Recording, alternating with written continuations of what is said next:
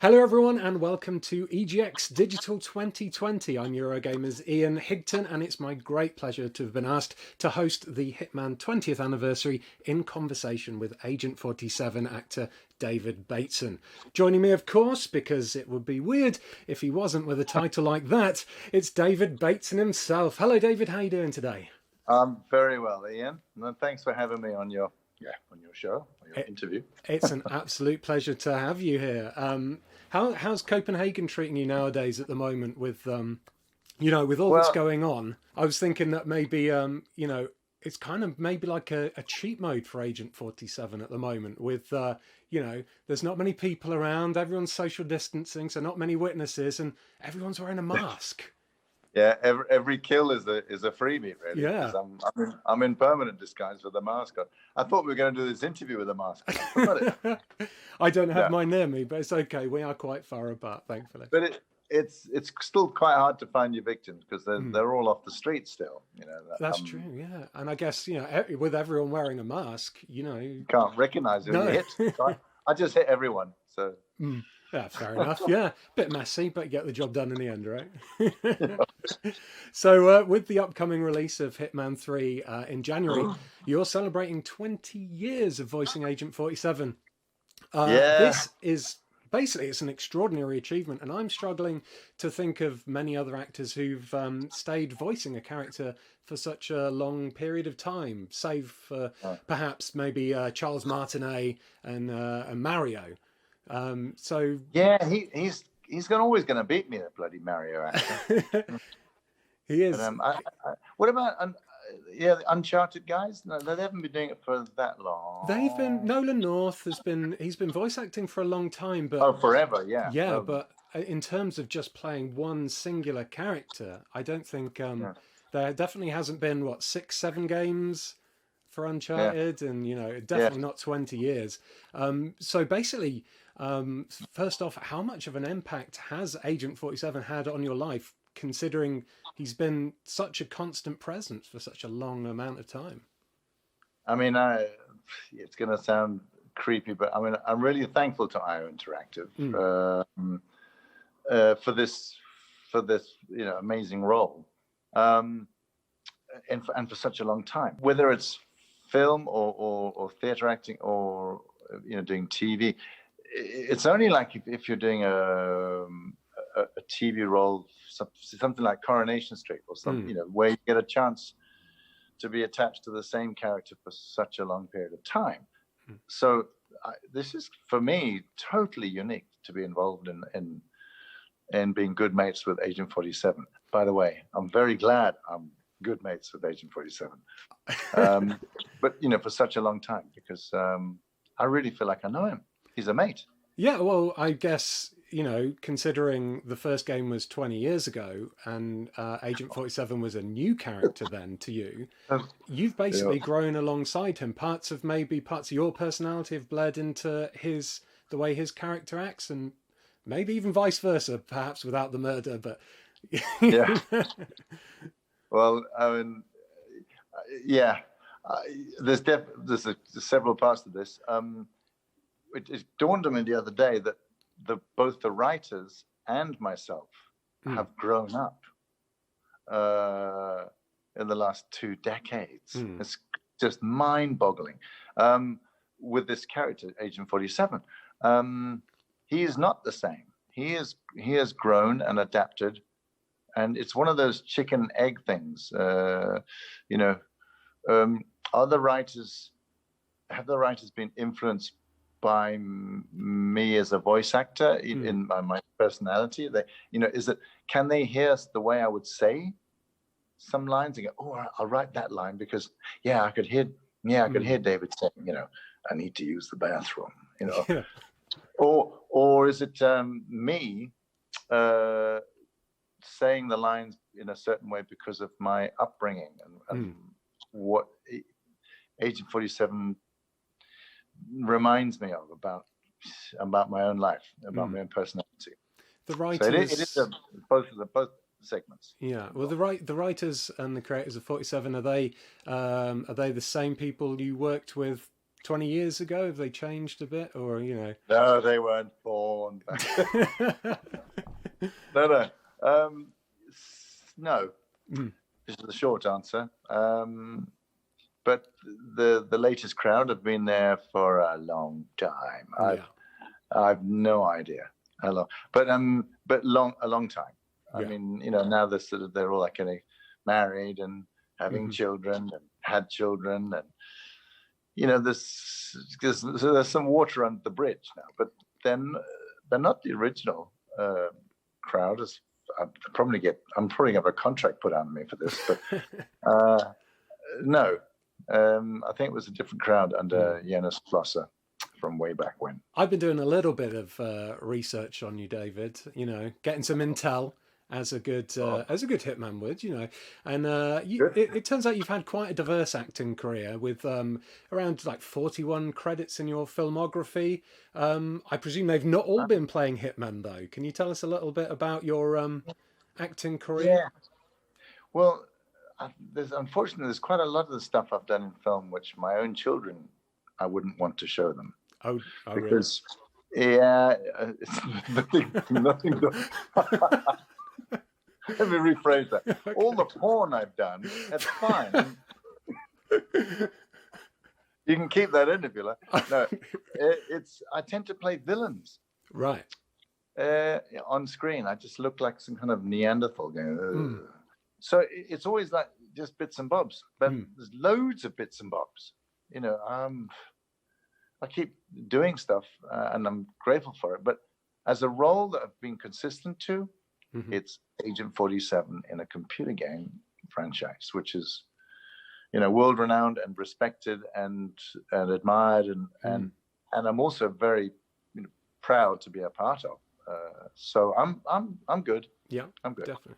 Now, on the subject of films, have you ever watched the film adaptations of the Hitman franchise? And if you have, what did you think of them? Oh, I got myself into a bit of trouble here. I came to London to present a Golden Joystick Award Mm, at the Golden Joysticks Award for Best Sniper Challenge Award for Hitman. yeah. And what's his name? That's a fantastic Irish stand-up comedian. Oh, Dara Ed Byrne? Green, would it? No, he's great as well. He's always there for the BAFTA Games. Yes, that's right. Is it Ed Byrne? Ed Byrne, I think, probably, yeah. I think his hair was long. He's got long Yes. brown hair. Yeah. Yeah, he's brilliant. So is Darren. But as I came onto the stage, his first remark was, "So, what do you think of Timothy Oliphant?" And I went, "He's crap." Well, those couple of words have haunted me for about Oh, no. years because I was just giving him a payoff to a line. I didn't mean it. Timothy Oliphant is a fine actor. Yeah. But that was the first Hitman, and he was the first Hitman, the film. But he was it wasn't his fault. But when you removed his hair, he had a very young face. But when you removed his hair, when he shaved himself, he looked about 12. He did, yes. You're right. He's gonna give me that gun. It might go off in your hand. Come on. So there was a huge move to have got me into that film for many reasons. The one, they were shooting it in South Africa.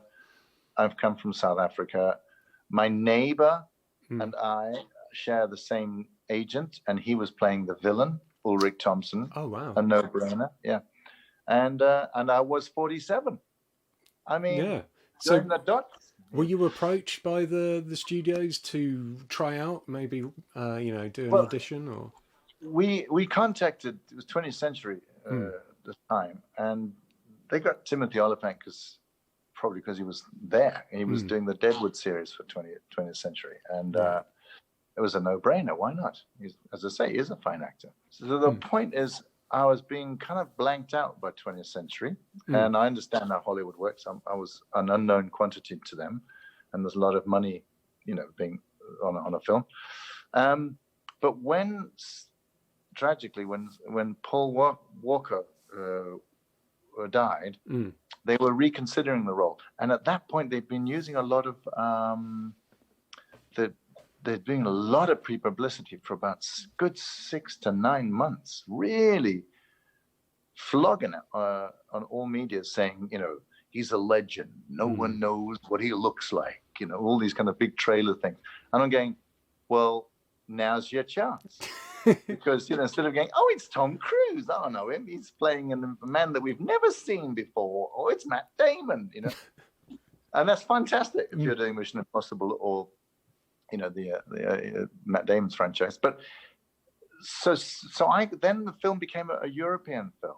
And Luc Besson took over as producer. And that was the first time I was actually, to be honest, interested in the film, because I just didn't see Hollywood doing justice to it. I think it was going to be one big car chase and bazookas in the streets of downtown LA. That's not very Hitman, is it, really? He's called a silent assassin, you dick. So, seriously. So, and then I heard from his office that Luc Besson's office in Paris, that they were interested. Again, now it's becoming a European film. I knew the film was probably going to be more in keeping with IO Interactive's vision of. So, but then the bottom line came when my agent even wrote to them, 20th Century Fox, because they're still paying the bills, and said, listen, we'll fly over, just give him 15 minutes. And after naming all these things that were sort of like no-brainers to give me a crack at it, aren't you even curious? And they went, no. Oh. So say like, yeah. Considering 47 is so, tied into so much of a part of your personality and your life, how did it feel watching someone else portray him? Was it sad to you, or was it nice to see that the character was branching out? The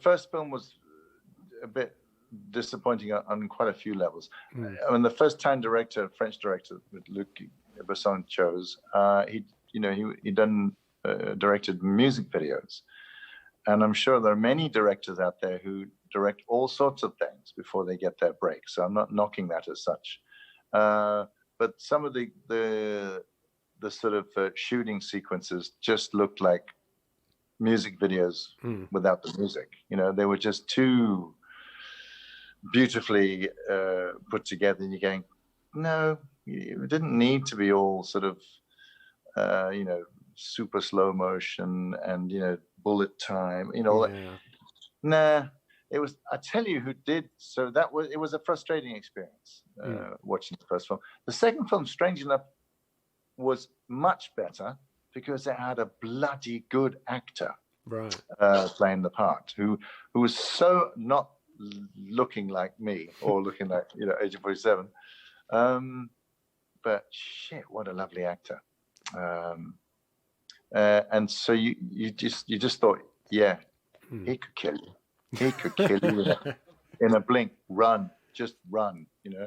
Fair enough. There's something nearly sharp on that. Just run, because this is not going to end well. Fair enough. And I like that. It had a raw, edgy stuff to it.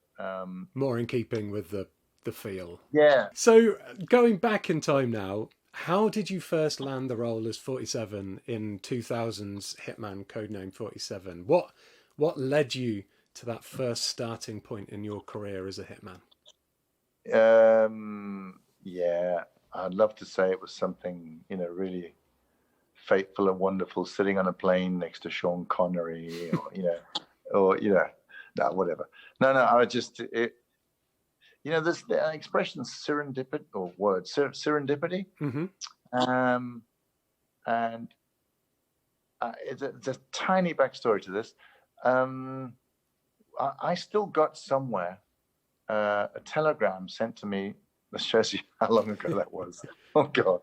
By the National Theatre Company in South Africa, which said, "Congratulations, we'd like to hire you as a permanent member of our company." Blah blah blah. When I was graduating from university, and they went around the country auditioning for actors, and I kept that thinking, okay, that was the day. This was the moment I became an actor, and But no, it wasn't. The serendipity moment was the year previously, as I was walking away from an audition for this National Theatre Company, where I was going to be just doing the anonymous part of and partner for our department's star actress who was auditioning for the company. She'd got nerves and was throwing up, and it was all cancelled. So I was literally walking away. I thought, right, I'll go down to the beach, I'll go surfing. And this lecturer stopped me. And he went, where are you going? I went, well, it's all off because, Judy's ill. And he said, listen, David, you're 20 years old. You don't know this, but I'm telling you now, this is a moment in your life, which is a very important moment.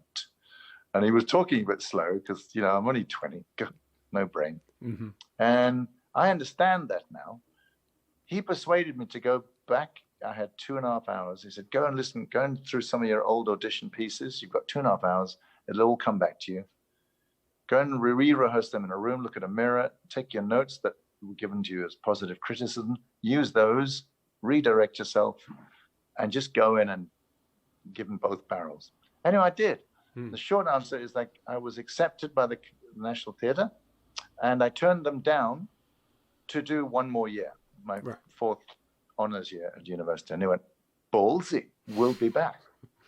Following year, that's when they offered me again a contract. So the point being about this, it's that it took me about really over 30 years for me to suddenly have a moment where I'm going, shit, if that man had not stopped me, I wouldn't have stayed on, and I wouldn't have got accepted, and ultimately also turned them down. But my whole identity and future as an actor would not have led me from South Africa back to Britain, and would have not led me to an audition for the English-speaking Theatre of Copenhagen, which in turn would have not led me to having a voiceover, career starting off in Denmark, which would not have led me to being in a sound studio when someone comes in and taps me on the shoulder and says, hey, when you're finished doing this corporate voiceover, next door in an editing suite, we're editing a new computer game called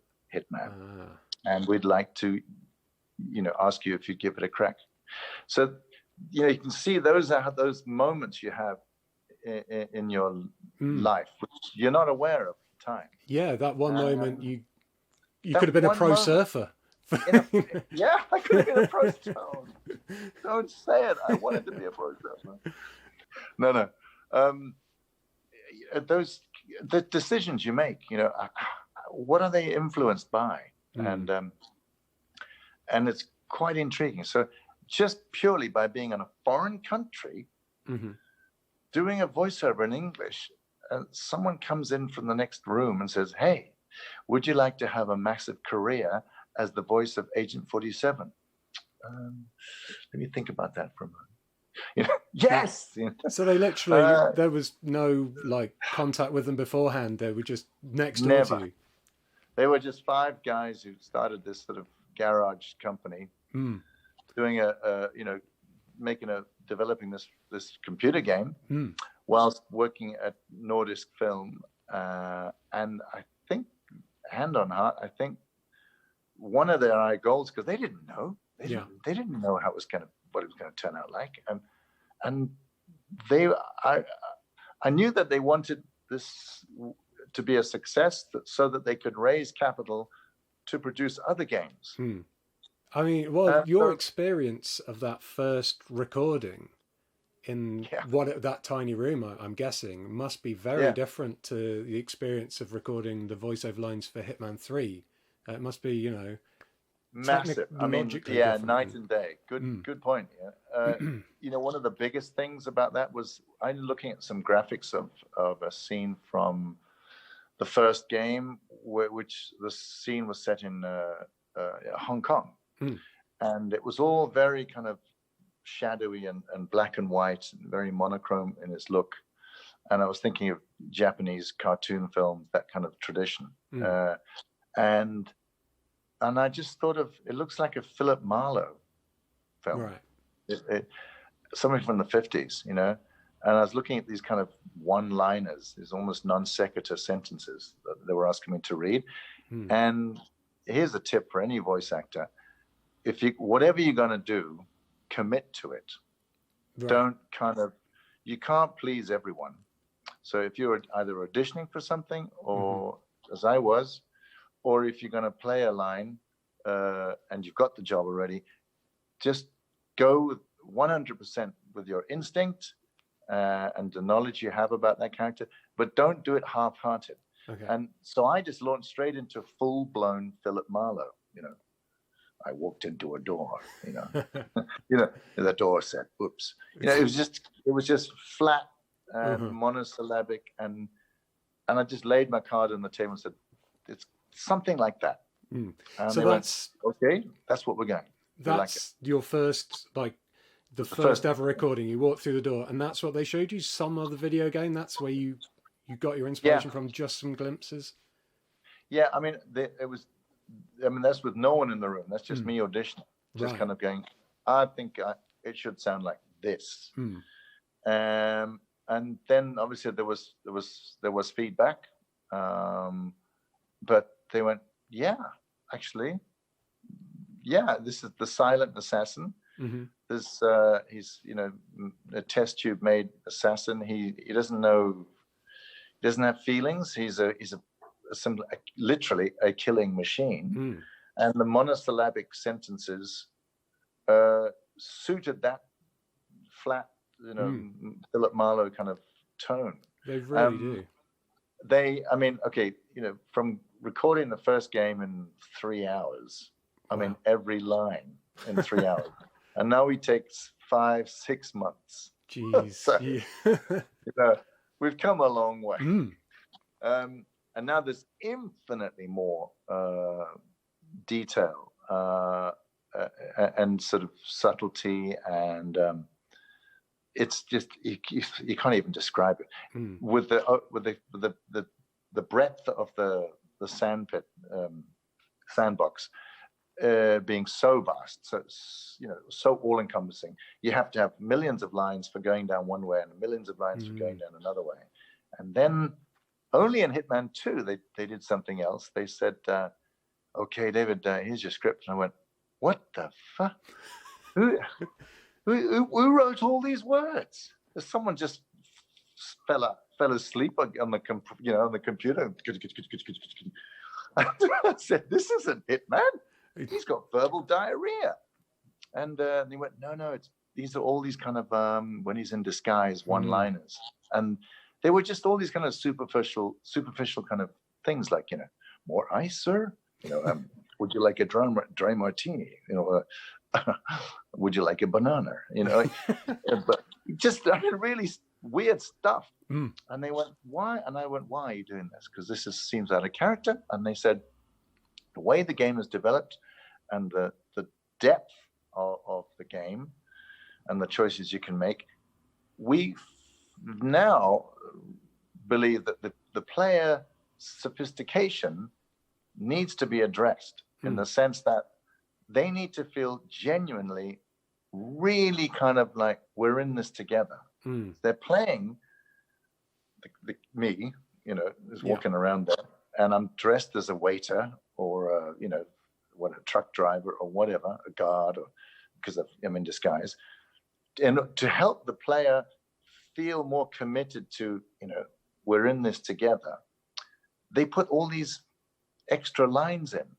And I really was very against it. And when I played it and saw it in action, they were right. They were 100% right. So that's one aspect of how dialogue and playing Agent 47 has evolved due to the advancement of technology and the sophistication of the player, that, you know, you can make the player feel more involved with this guy called Agent 47 if, as they fooling people in disguise, they're saying all these kind of stuff, you know, all these, as they go, "Hey, how you doing?" You know, and it just feels more acting, more real. And then boom comes VR, you know, last week. Now you can be me, you know, these are my hands. And This is you strangling someone, Yeah. which is, next step stuff. I know. I'm very, very excited to try out the VR version of the game. Yeah. Have you had a go yet? Are you? No, but buddy, I'm glad you asked. I am going down to IO Interactive next week. I am going to stalk them. Let me in. They'll be, oh, it's him again. Everyone hide. I'm going down there to play VR. It's actually going to be some crazy Christopher Nolan kind of stuff, because you're going to be in VR playing yourself in VR. It's a Bateson within a Bateson. There's a photo opportunity there somewhere. Yes. I hope they go with it. But I'm going down there because I'm going to kick the bloody door in and give me those VRs and just leave me alone, because I'm here now. I'm working. But it's going to be weird because I'm going to be inside myself. Yeah. And I don't know. If someone takes a photograph, then that's going to look so weird. It is going to look weird, but it's going to be cool. And exploring all those varied locations in VR. I mean, the locations, the art team at IO do such an incredible job anyway. But to be able to witness that first person is, it's going to be so cool, I reckon. Well, I want to go around and actually not kill anyone. I just want to go and just listen, take a walk. I just want to walk around, Sapienza and check out the cafes. Sit on the beach, go to the ice cream store, I'll go down to the beach and have an ice cream.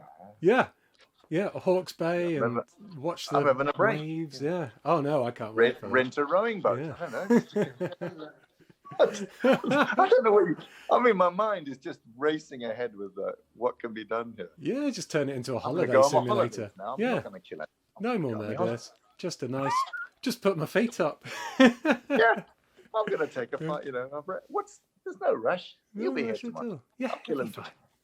So, back on the subject of dry line delivery and also dressing up as different characters, things like that. One of the things I really like about the game, one of the things I think that resonates so much with fans, especially in the more recent games, is even though there's a murderous tone that goes through the whole game, there is this dry sense of humour, and the one-liners and stuff, a lot of the time, they raise a big laugh from me, and the wacky kills and things. This dark sense of humour, is that... Did you help mould that? Is that the writers, or are you allowed to, put your own puns and one-liners in? Guilty. Is the short answer. Hey, listen, I'm not underestimating the extraordinary talent our writers have, because I've seen that grow and nurture, and I'm going, what the hell are you guys on? When you sit in a room going, right, where's he going to go from here? It's just like, well, I didn't see this coming. But no, so I give all credit first and foremost to the writers. But I know for a fact that they've been influenced by me in my humor. Because I really mean this, I would never, ever want to do a Roger Moore on James Bond. Right. If you know what I mean. It was Sean Connery. I'm going to kill you, you bastard. And then Roger was lovely. But that whole lightweight approach to being, a killer for MI6, basically, it lost the plot. And I don't want that ever to happen with Agent 47. So the humor has to be extremely dry, extremely dark, and well hidden. Yes. But if you play the game, and if you played it for a while, it'll be easier to see the tongue in the cheek, and on moments. And I like that. And I think, probably looking back, if you can say that, the legacy of this, from my point of view, is I hope I've really created a personality out of Agent 47, and that I hope that very dark, black sense of humor, even in the most horrible situations, has added to this character rather than kind of subtracted from it, because I really wouldn't. I'd hate it if people thought, "Oh, that's that Agent 47. He's such a stand-up comedian kind of guy." I'm going, "No, he's not. He's a bloody killer." What do you think then, in terms of 47's personality, of his moral code as a contract killer? He's often tasked with, taking out some very bad people. Do you think he's capable of remorse, though, or is that not part of his character? Is it's a job for him, or Yeah, I think that's where the creation of the test tube killer, as opposed to us being born of loving parents. He's not capable of remorse. I think there are moments where I genuinely try to put in a slight curiosity for what someone is feeling. There were some scenes in Absolution where I'm about to basically kill someone and take him out to the desert and kill him. And he's begging for mercy and stuff like that. And I managed to kind of get some stuff in there, which was, he doesn't know what this is, but he could stop long enough to kind of look at it and almost, be objective about it and going, what are those things? Oh, they're tears. What's that? I wonder what that feels like. Oh, well, So those, I think that would be, I'm intrigued by trying to give him that. This kind of searching for humanity in himself. But I don't want to make him sentimental. No. I think, but having a little glimpse of humanity in such a dark character, I think adds a little bit of intrigue. Maybe a bit like a Vulcan who's, what is this human emotion? Oh yeah, exactly. I'm Dr. Spock. Yeah, Dr. Spock with a knife. Yes, exactly. I could kill them just by going. There you go. That's an idea for the next one. Oh, good one. Go to a comic convention, dress up Hitman, dress up Agent 47 as Spock, and then when you're doing voiceovers in the past, when it was the first time of doing voiceovers in that little room. It was obviously just you in front of a microphone. Recently, I went to IO Studios and I toured their motion capture booth and I got to play with some of their fake guns and things. Do you do much stuff in the motion capture booth? Do you get mo-capped up? Do you wear the suits with the little balls on? Or no, don't get me started. No, I don't. You don't? Never bloody mo-cap. I'm so gutted. And I know. Actually, I don't even know if he's still doing it now, but for many, many years, it was a good mate of mine who is a Danish stuntman called Bo Thomas, who played me.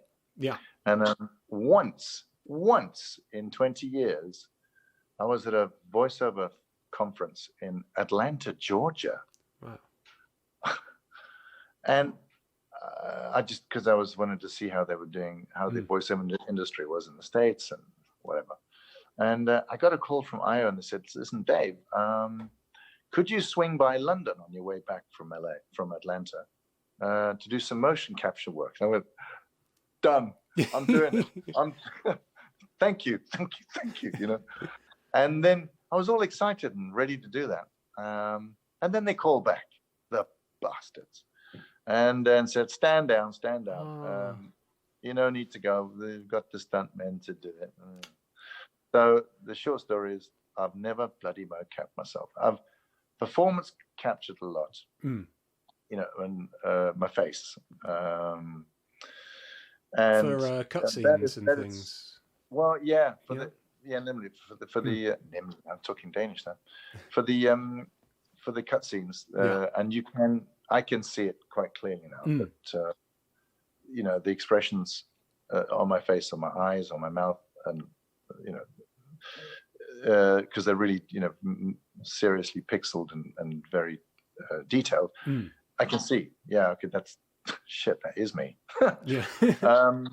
But in-game stuff, that you need it. Now, how closely do you get to work with the other voice actors in the game, but specifically Jane Oh. Perry, who plays Diana Burnwood? Do you actually do you ever get in a room, maybe table reads with her, or is it all No, remote? this is what we were supposed to have met at EGX this September. Right. I understand. There was a plan afoot to get us both there. Mm. That's what I heard anyway. No, I have never. The only person I've ever met, Sean Bean. Oh, you were Yeah, no, I met him, but we didn't work together. right. But we were taken down to Paris Games Mm. nearly 2 years ago now. Ah. Yeah. And that was that was wild.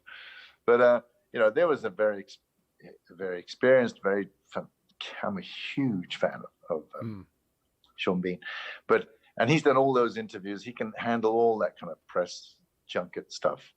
But I think he was a bit overwhelmed by that kind of fanatical enthusiasm that gamers have. And when you turn up at a computer game conference, and also the French. And I remember just before we were going on stage at the PlayStation stand, we're backstage, and he's on the steps. There's like 3 steps up to this 1 meter high platform, and outside are about 5,000 crazy Frenchmen. As a French comedian or journalist, or whatever, is whipping them into a frenzy, and throwing out hats and going, "Mesdames, Messieurs, le Sean Bean." And just before we were going to go on stage, he was at the top of the steps. He went, "Hang on second thoughts." And he gets back down and said, "You go first." I went, "Why?" I said, "They're going to bloody tear us apart." It was just that moment, because we're only 3 feet away from them, 3 feet height away from them. And there's no, net or fencing. They're just going to rip us up. Also, though, you wouldn't really want Agent 47 walking behind you, especially for Sean Bean, and you've already got previous. Yeah. Plastic bag. So, but no, I've not. And it's not a source of irritation. It's just a disappointment, really. The other actors, well, in later years at least, are recorded in London, and I'm over here in a box by myself, together with a couple of writers or some creative people, both in Copenhagen and also over Skype from London. But I'm all alone, so no, I have not. Yeah. Well, maybe next year we can get you and Jane together at EGX. Yeah. Instead. Well, I would do so. I hope so. But the point is, I'm alone in my studio, 3 to 5 hours a day, mumbling into a microphone with no one in the world to talk to. So you get a bit, a bit potty, really. Yeah, a bit of cabin fever. But I guess you didn't get cabin fever back in 2015 when you did actually come to an EGX in Birmingham. That was insane. Like how did it feel mingling with your audience, the people who know you as Agent 47 the best? Connecting with the fans? How was that? I will never forget that experience. It was deeply humbling. In a wonderful way. We had our own, obviously, booth, which was actually like a closed cinema, and we did some stuff which was interesting. I was allowed to kind of freestyle my own thoughts as I was doing a hit. So they were showing some scenes where I just got to kind of saying, just to say what came out of his head, not funnily, just in character and serious. And then we were allowed to do 47 minutes with Agent 47, which was pretty amazing how they pulled that one off, because that big stage in the middle with 500 people, you're only allowed to have 25 minutes, I believe. So IO and Square Enix or whoever pulled it off said, "Listen, we want 47 minutes with Agent 47. And that was an amazing experience. But on many levels. I remember two things: the walk from backstage to that stage in the middle of that, the NEC room, which is huge.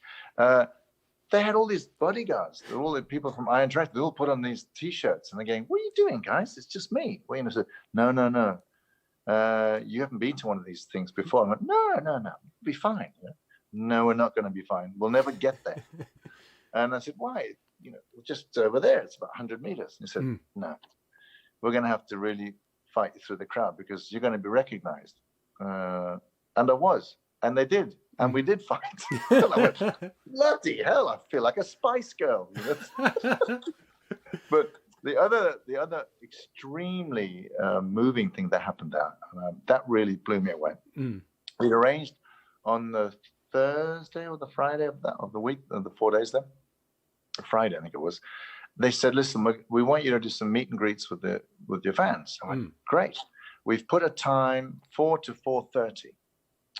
outside that cinema booth we had, huge, with a massive poster." And I went, "Great, I'm getting my suit, getting to character." And I've got a wad of posters and a pen.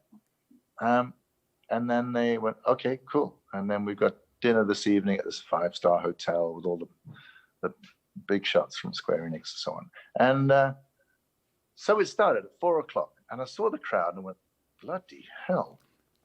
But they weren't too deep. They were like 10 wide. And it went back about 100 meters. And then I couldn't see beyond that. It was just the crowds of the... Anyway, it stayed at that length until 7:45 in the evening. Wow. At 5:45, the security came to us and said, "Listen, here are the keys. You lock up." Luckily, our booth was in the corner. So they could... block off, rope off the rest of the place. But they said, "Listen, this is insane. We can't disperse that crowd. They will not be happy after they've waited now for hours. And so just keep going." Yeah. And that was insane. That 4:00 till just before 8:00 we finished, and my hand was like this, going.